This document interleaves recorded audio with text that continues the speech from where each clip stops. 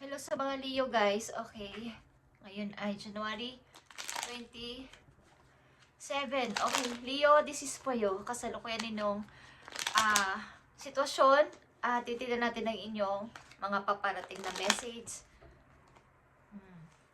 Mga paparating na message at payo sa inyo. Guys, okay. Leo, kasalukuyan ninyong sitwasyon. Tignan natin. Leo. Kasalukuyan sitwasyon ng mga Leo na may kaugnayan sa kanilang pag-ibig, sa kanilang trabaho at sa kanilang pamilya at sa kanilang mga anak. Okay, kung ano man ang lalabas dito guys is ito ang inyong message. Okay. Tingnan natin. Leo, ang inyong kasalukuyan sitwasyon.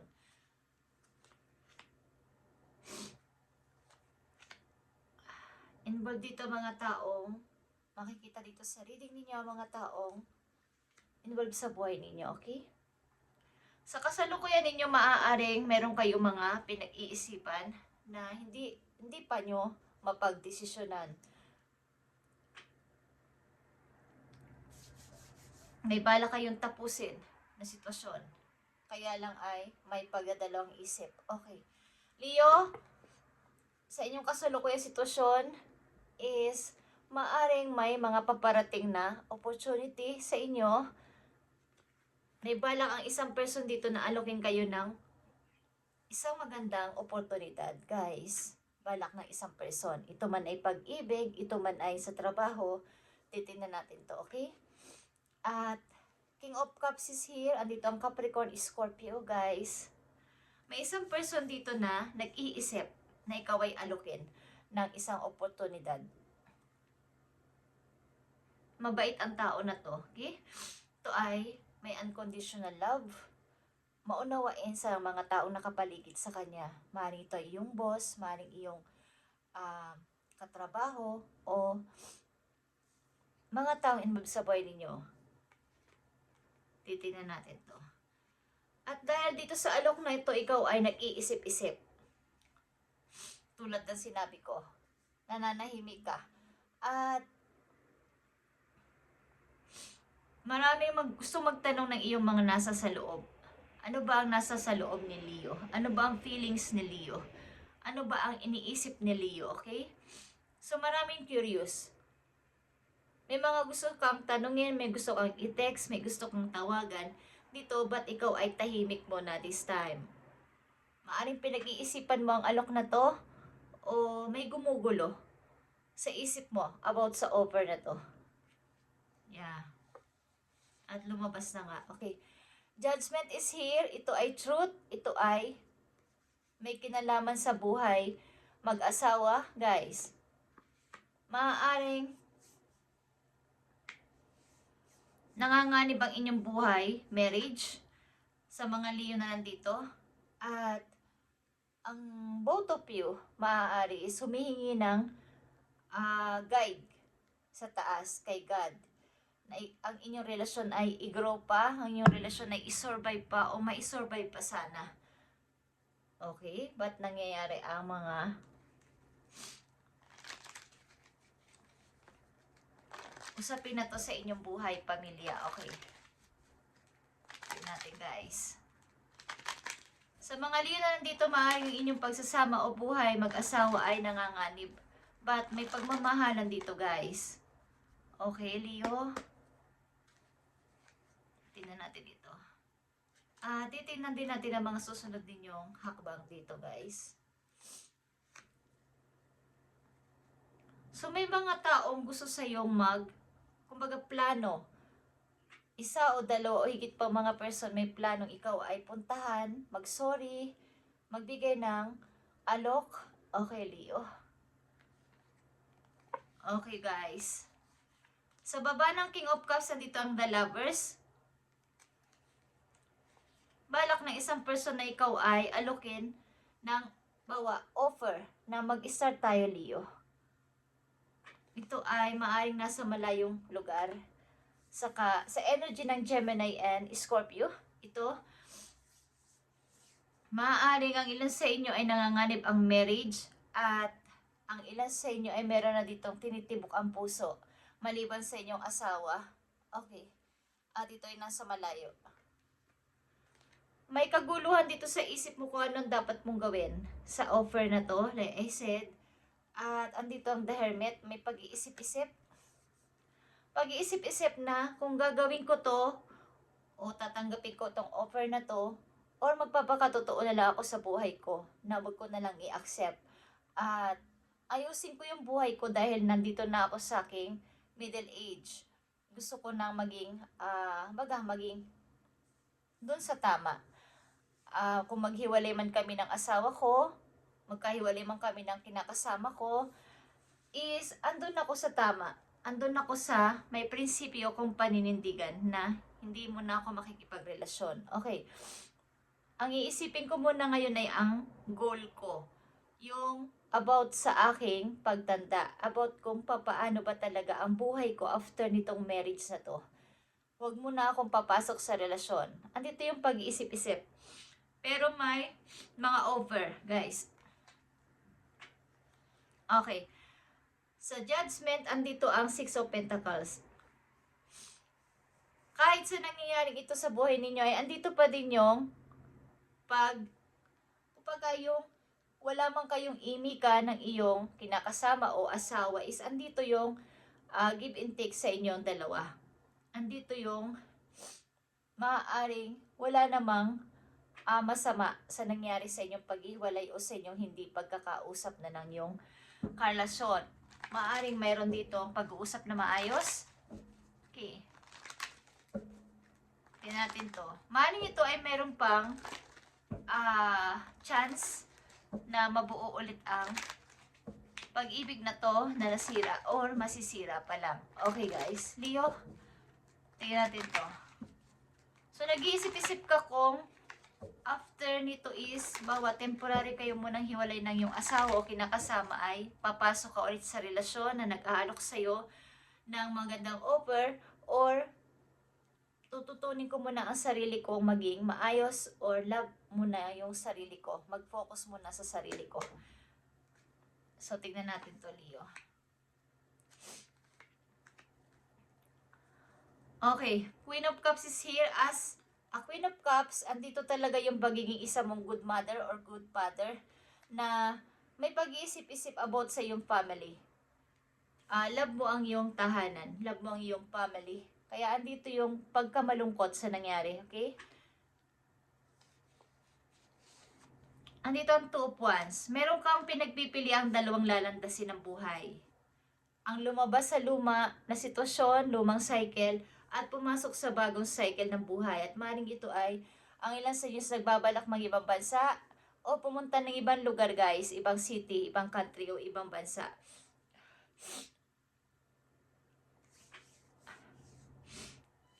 At may gusto kang patunayan. Okay. Yeah. Ace of Wands is here guys. Ito ay new para sa'yo lahat, in and out sa sarili mo after nitong mangyari na to o after nitong pagbubukas ng bagong pintuan ng yugto sa buhay mo, bagong chapter sa buhay mo. Gusto mo ng bagong pag-asa, bagong ikaw, bagong Leo. Bagamat andito yung lungkot, andito yung paghahanap sa sarili. Okay, Leo, maaring nasa ibang lugar ka na ngayon sa kasalukuyan. Ang mga Leo na nandito ay maaaring temporary hiwalay o nahiwalay sa inyong naging asawa, at may mga offer man sa paligid, but andito yung pag-iisip-isip about sa inyong sarili. Okay guys, Leo. Yeah, High Priestess is here. Marami kang natutunan at sa inyong kasalukuyan, marami rin kayong pinag-iisipan about sa career ninyo.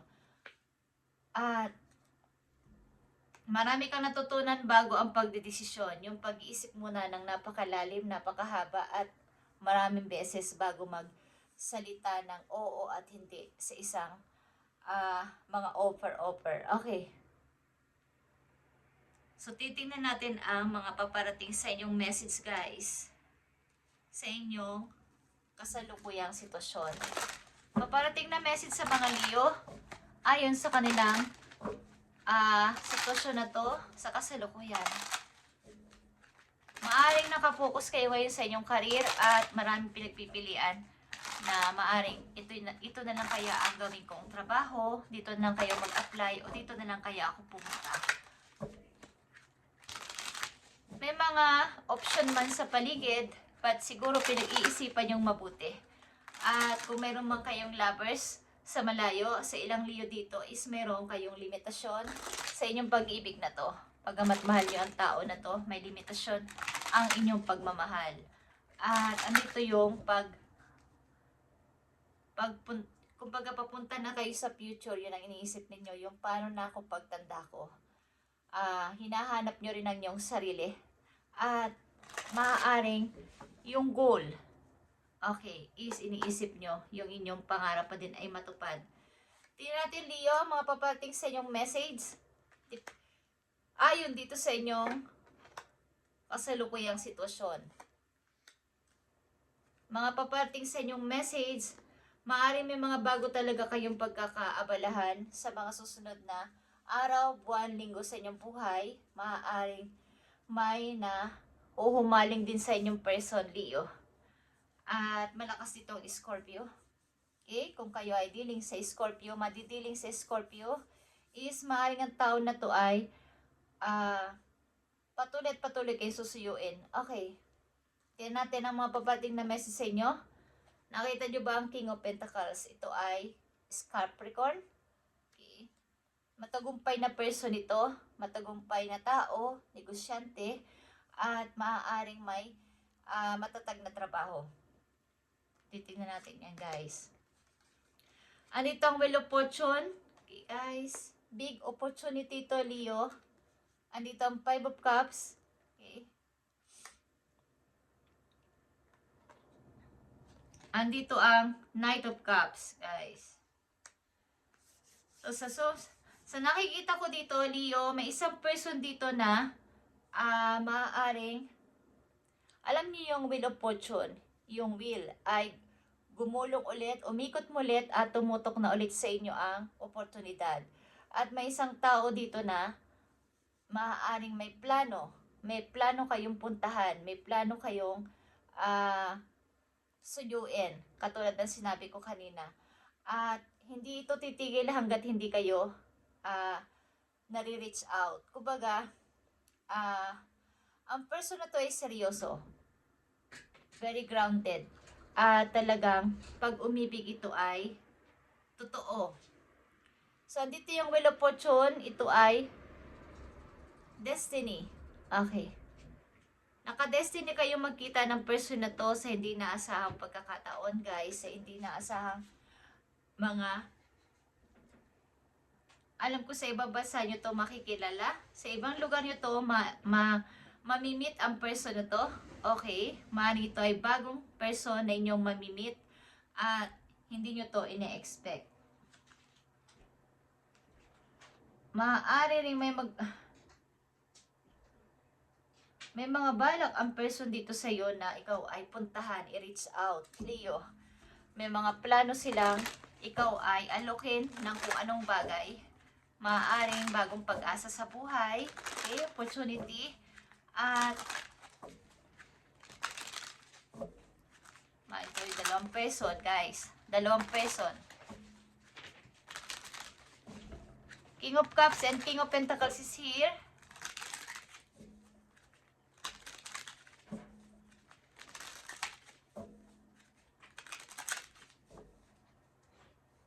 Meron dito pag-aalinlangan sa inyo kung papansinin nyo ang tao na to na lumalapit sa inyo, Leo.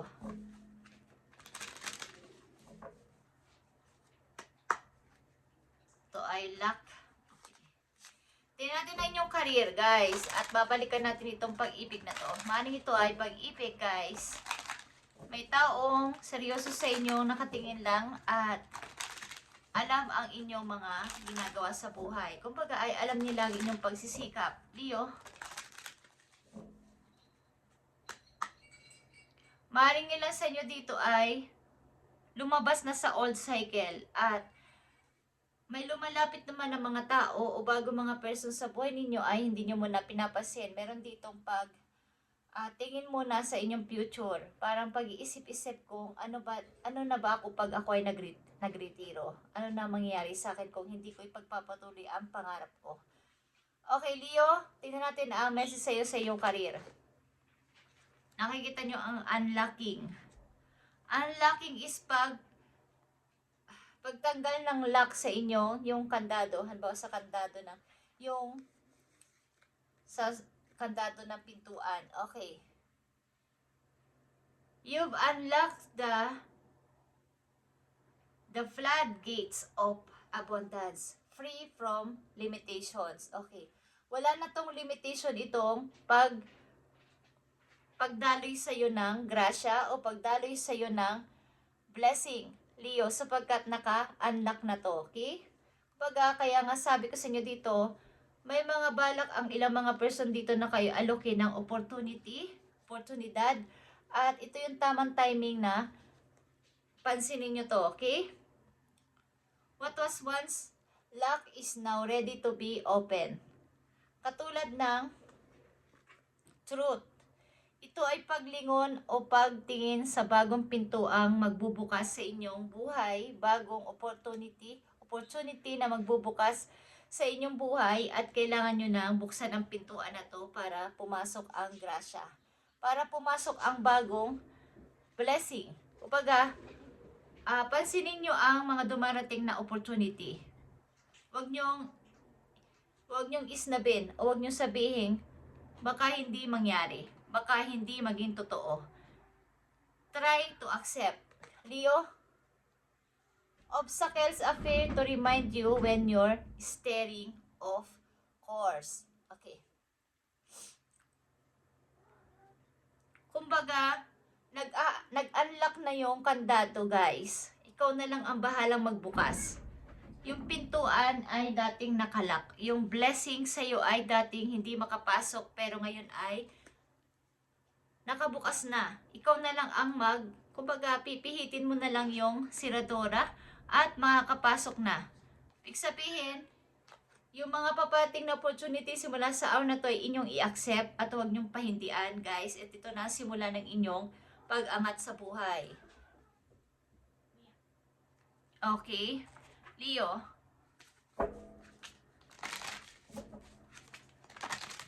dalawang Ace of Wands mo dito, at ito ay in and out na pagbabago sa iyong buhay. In and out.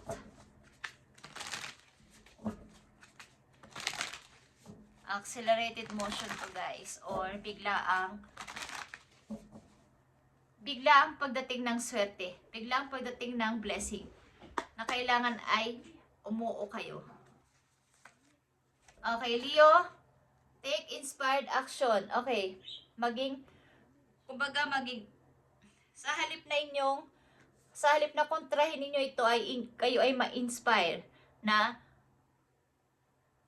maging masaya sa pagtanggap nito. Okay? Huwag niyong kontrahin. Leo,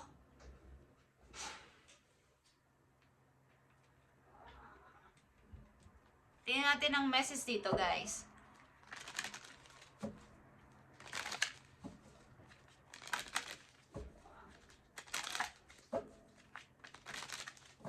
Para dito sa King of Pentacles, tingnan natin, guys. Ang King of Pentacles.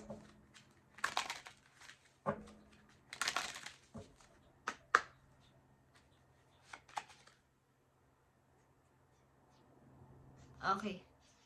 Kung nararanasan nyo o nararamdaman nyo na ito yung tao magpapasaya sa inyo, is kaya siguro hindi nyo ma-accept ang offer ng isang tao o ng mga taong lumalapit sa inyo about sa pag-ibig, ay kayo ay nakakaramdam ng guilty dahil maaaring hindi naging matagumpay yung buhay mag-asawa o buhay na mayroong kasama sa buhay dati sa mga nagdaan nyo, at nahiwalay kayo, yung ilang Leo dito. At sa pagtanggap nyo ng bagong tao sa buhay nyo, mayroong guilt kayong nararamdaman na baka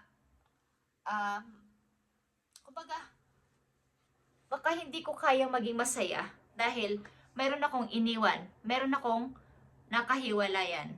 Okay? So, don't let guilt get in the way of happiness.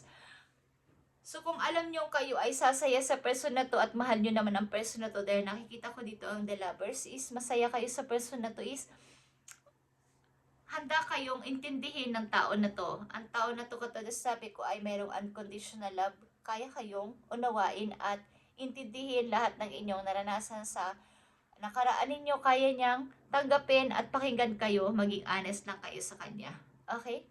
Thank you, Leo. At ito yung message ngayong January 27, 2026. Thank you and God bless, Leo.